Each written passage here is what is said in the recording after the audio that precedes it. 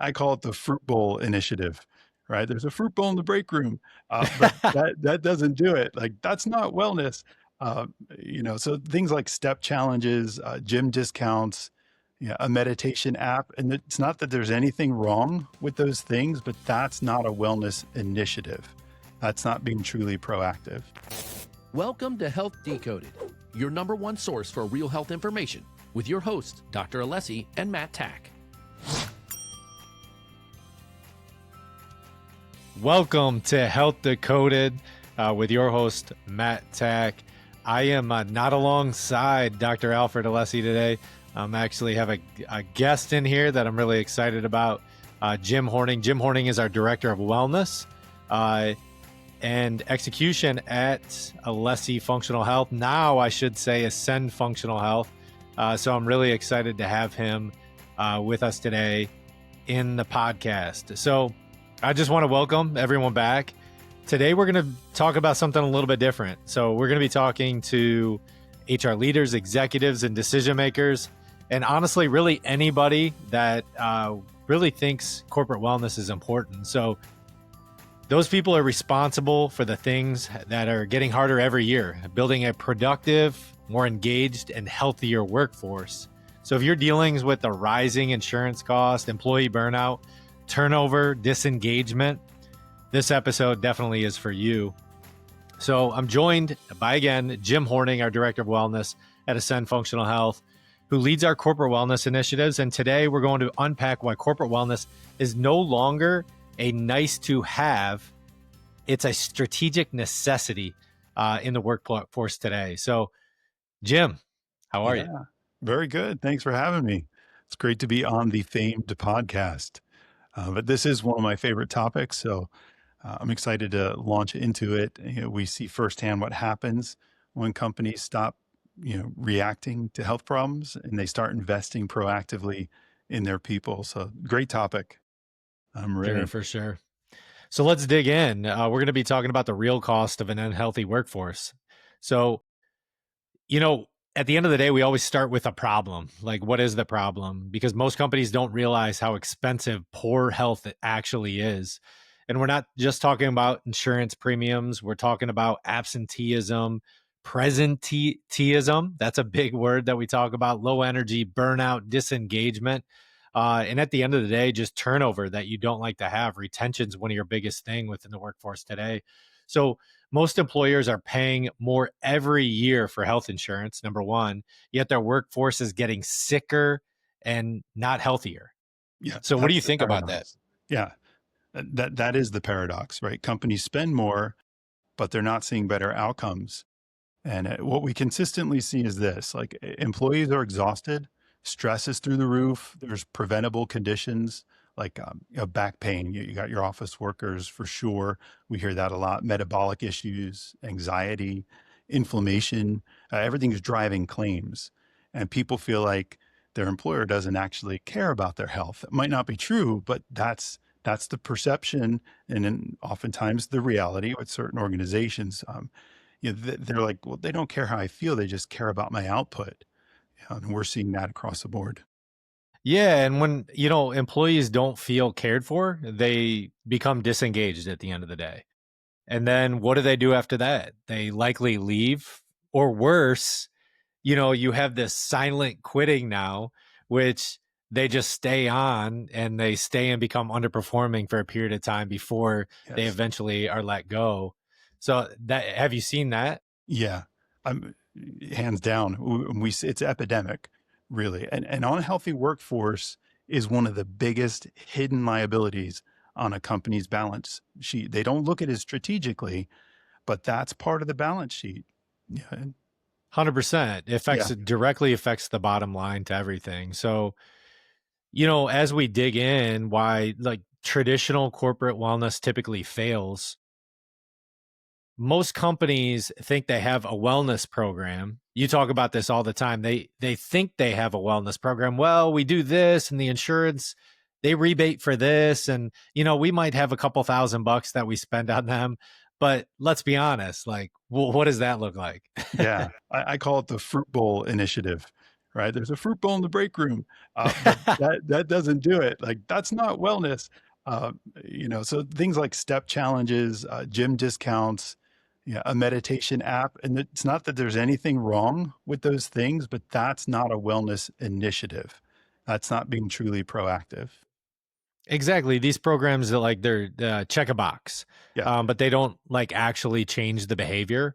They don't reduce the amount of claims that the company has, and they honestly don't make employees at the end of the day feel supported in their endeavor, right? right. Whatever it is, right? I think it's important even at work to have this balance of you're engaging them with work activities, but then you're also engaging them with something outside of it that's creating healthy habits. Exactly. It can't be generic because that's the problem, right? They're disconnected from real health outcomes. They don't meet employees where they actually are. So you get proactive, you're going to make a difference. A burned out employee doesn't need another email about drinking more water.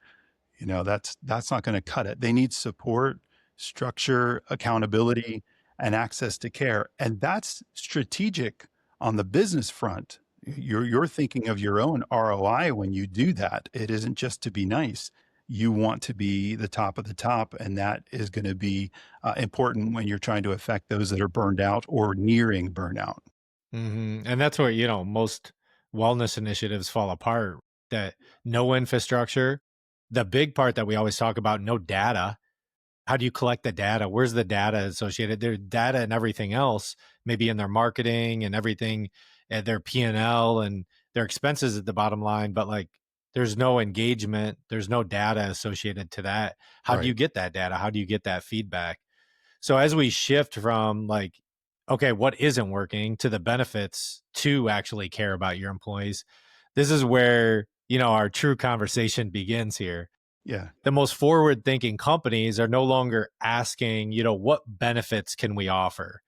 But they're asking, how can we physically take care of our people? Like, what does Exactly. that mean? And what Yeah. does that look like? That's the key difference. So, and well put, what do we do at Ascend Functional Health? We build wellness initiatives that are structured, that are data driven. That is huge.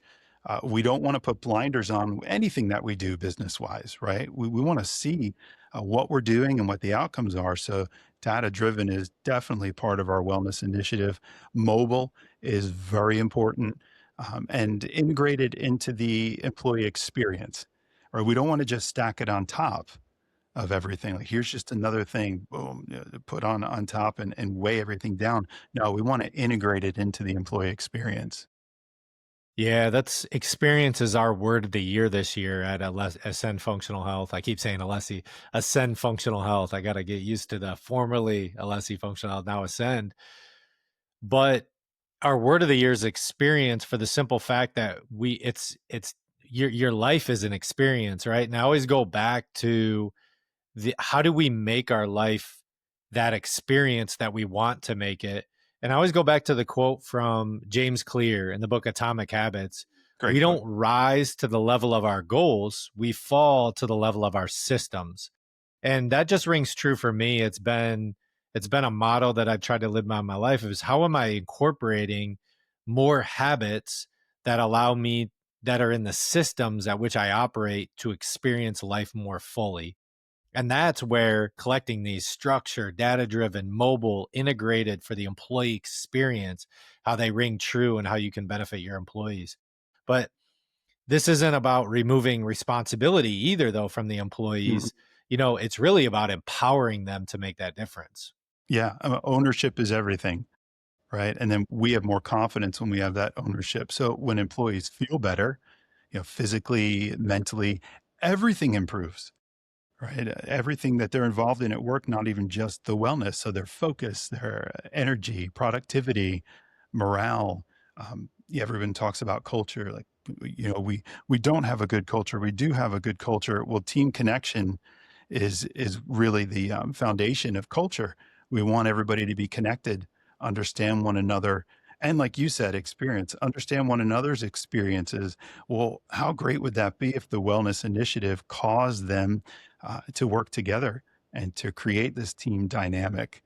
So healthy employees don't just work harder, they work smarter, they work longer, and the key word, they work with purpose. So Purpose is such a critical word, it's right? huge. Yeah. Across the board, purpose. How are we purpose driven in everything we do? So, how corporate wellness reduces insurance costs, because that ultimately is where the big red flag is, that we always talk to businesses. They're like, man, our insurance costs are just bleeding us. Yeah. So let's talk about the metric every executive really cares about. And that's overall is going to be like, how do I reduce my insurance claims? Yeah.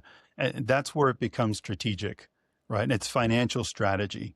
It's not an expense. So, like you said, with what comes to mind immediately for me, because I was just talking with an executive regarding the diabetic claims costs and how that one chronic condition alone is bleeding out.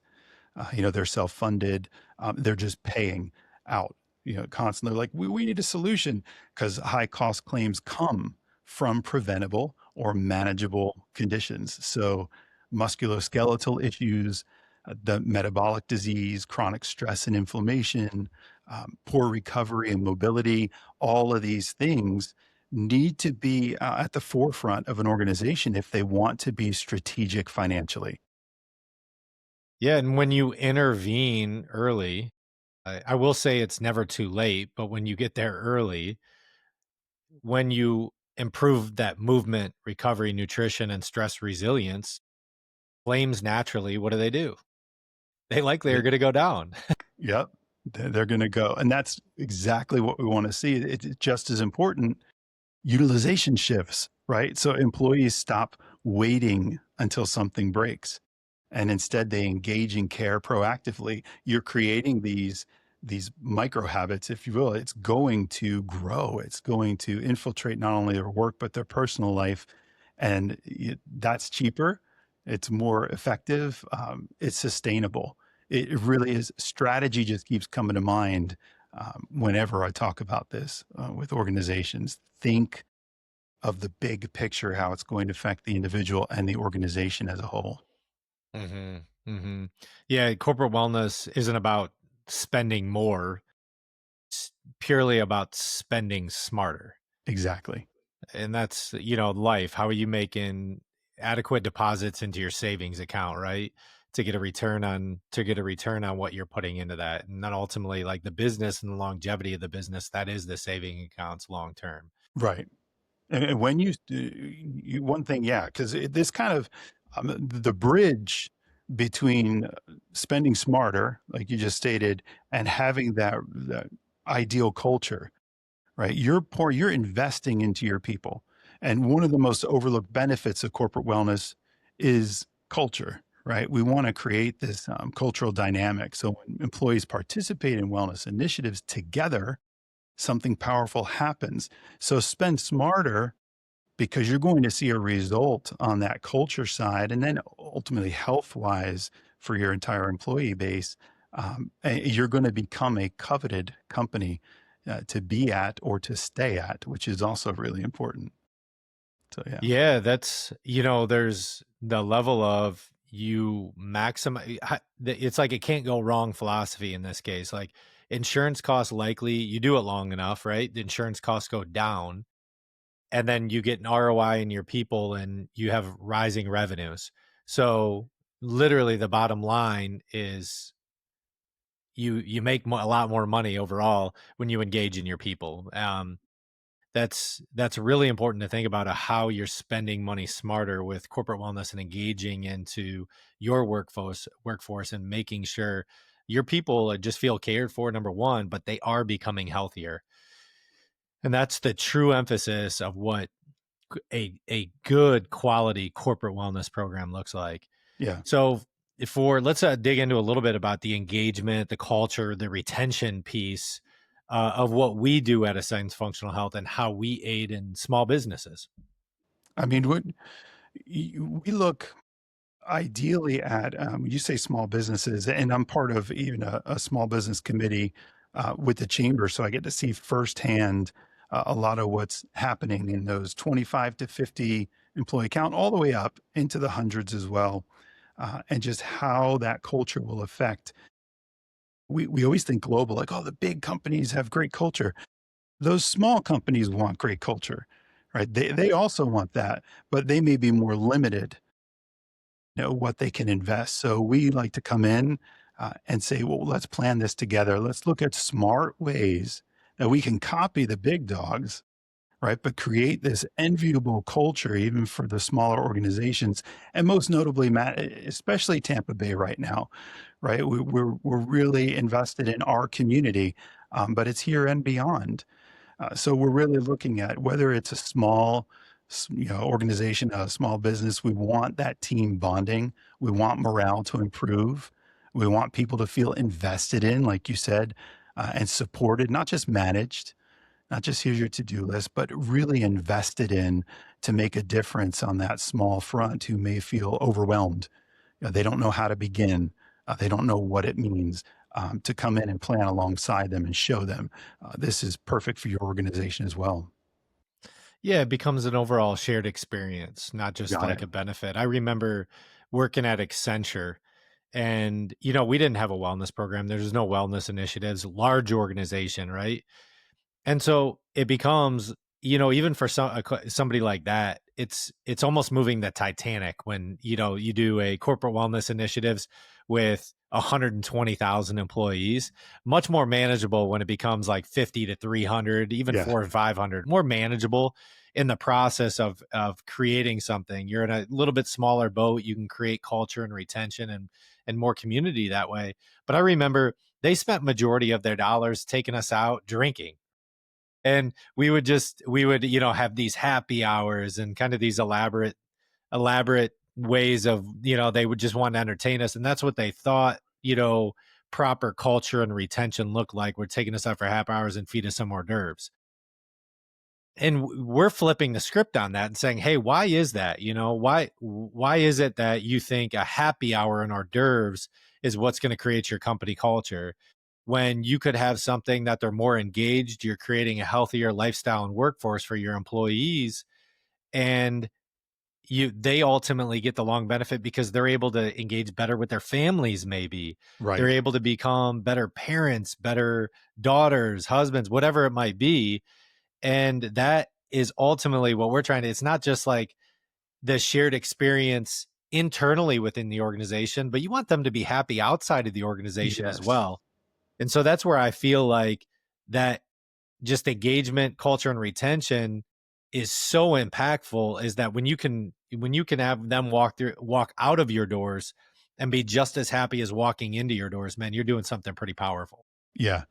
That is powerful. It's the fastest way to build loyalty, Hmm. right? Invest in someone's health because they aren't just thinking about work all the time as much as those in leadership may want them to, right? But they've got weddings to attend. They have grandchildren they want to be able to lift up in the air or go play with at the park, or be able to stay around long enough to see that coveted granddaughter get married. Like there's real skin in the game for their life, for their longevity. You invest in that, you've just created a loyalty that's unmatched.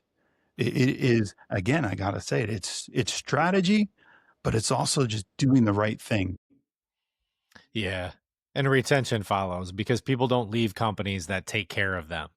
Exactly. People do not leave companies that they genuinely love. In fact, I've seen a lot of people take discounts on what they potentially could earn because I'm just in too good a spot. They care about me too much, where I could make money elsewhere, but I stay here because we have a bond, and we have a bigger vision involved here.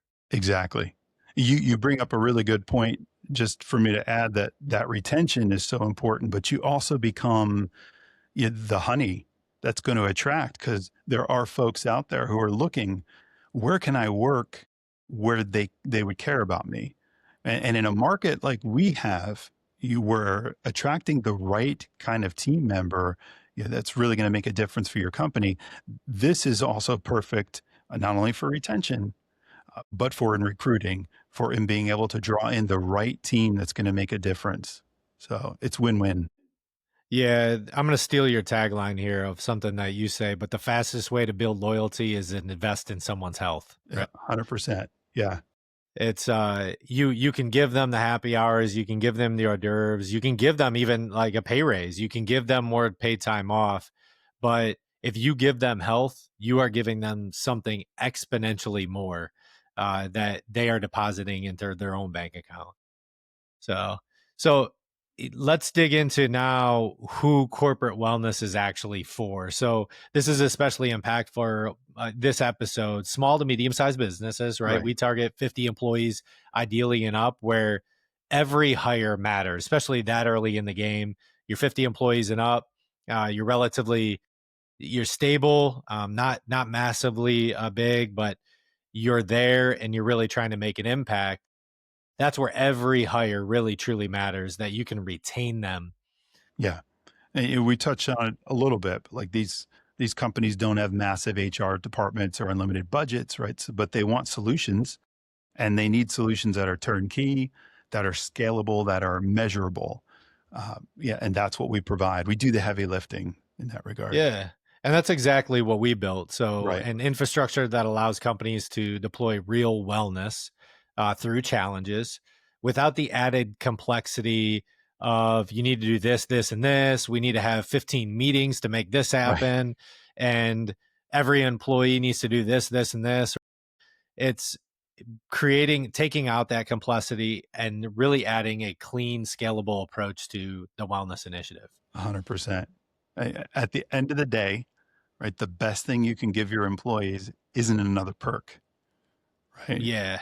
The other perk, I go back to my time with Accenture, like they had these points. It was like a point structure at the end of the day. And it was kind of cool, but you could buy different things in this like store. Right. And so like the amount of points you collected, you could go in there and you could, buy yourself a golf set or go buy something else. And I just I probably don't know where any of that stuff is anymore. Yeah. I have no idea what happened to it. But it was the perk, but didn't really create like any level of culture. And I will say, I really enjoyed my time at Accenture, and I took things from it that we actually implement even today at Ascend. And I will say, I they spent majority of their engagement not on anything associated to the wellness of our employees and how Right. we can get them more engaged and how we can retain them through a mindset approach to build and properly build habit structures for the longevity of their health. Right. And that's really what we built in. It really just comes down to health, like true physical health of your employees, because always healthy people show up differently every day, hands down, at Hmm. work, at home, and in life. All three of those things, if you have a healthy employee, they will show up better for you every single day. Yeah. 100%. And when the workforce thrives, your business follows. So it's just That a given. Yeah. Yeah, the business does absolutely follow everything. It's when you have a stable workforce, your sales guys are just healthier. Your ops guys are healthier. Your HR, I shouldn't say guys and gals. I don't want to leave out anyone here.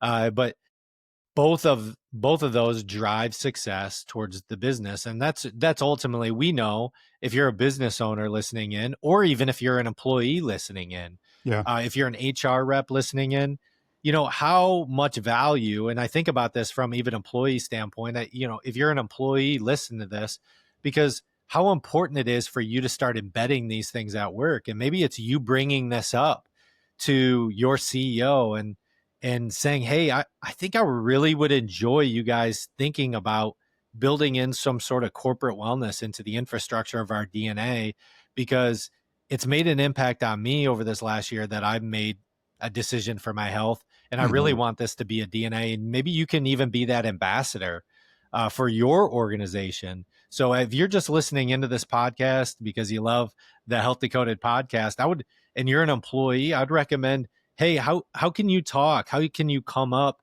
with ideas to entertain your C-suite or the CEO or the president or even your HR to say, hey, I would really like to help out in incorporating some level of corporate wellness so that the entire workforce can thrive. Yeah. And you're Absolutely. Yeah. If you're an HR leader and executive looking to reduce your insurance cost, improve engagement, and build a healthier workforce, I would recommend reaching out to us at Ascend Functional Health. You'll be talking to Jim.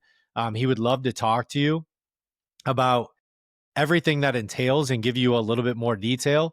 And Jim's the type of guy which I love Jim because he's no nonsense and he's gonna tell you, hey, it's a good fit, it's not a good fit. But that is ultimately, if you are interested in anything associated to corporate wellness and building a healthier workforce, I would recommend you getting in touch with Jim. So at the end of the day, this is our episode with Health Decoded. Thank you for tuning in. We'll see you on the next episode. And make sure, as always, if you're listening in, please like, subscribe, share this with somebody who needs to hear it. We always love getting your feedback. So if you have any questions you'd like to answer, email us at info@alessifxhealth.com. Until next time, it's your co-host, Matt Tack, and Health Decoded. As always, your health is in your hands. Thank you for tuning in to Health Decoded, where we break down the truth about all things health and empower you to take charge of your well-being. If you found value in today's episode, please subscribe, leave a review, and share it with someone who needs to hear this. For more resources and personalized support, visit us at alessifunctionalhealth.com and sign up for our newsletter. To hear your questions answered live on the show, send them to ask@alessifxhealth.com. That's ask@alessifxhealth.com. Until next time, stay curious, stay empowered, and remember, your health is in your hands.